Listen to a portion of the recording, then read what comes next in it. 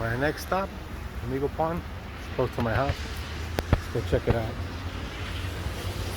It's starting to rain.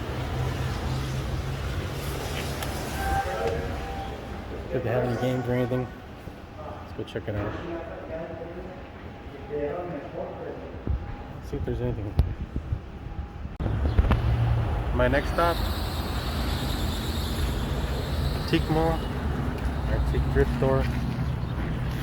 Let's go see. Let's just quick little shot of it. I'm not going to record all of it now. There you go.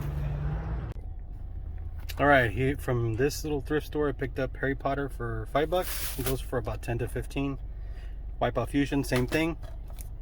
And Hunter Reckoning, same thing. They were all $5 a piece, sell for about 10, 15.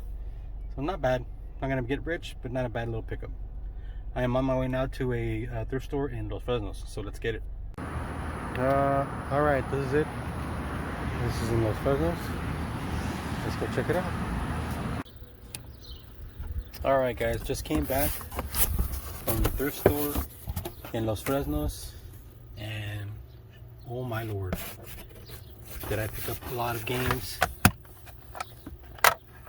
Forsaken, Power Rangers, we got a Sega Genesis, we got a Nintendo 64 with an expansion pack. Here's another 64 game Hexen.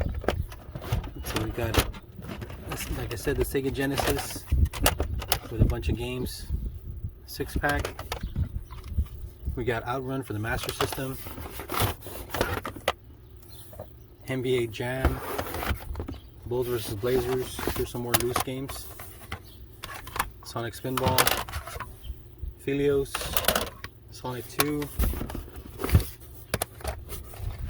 Taz, California Games, and Hang On Astro Warrior for the Master System.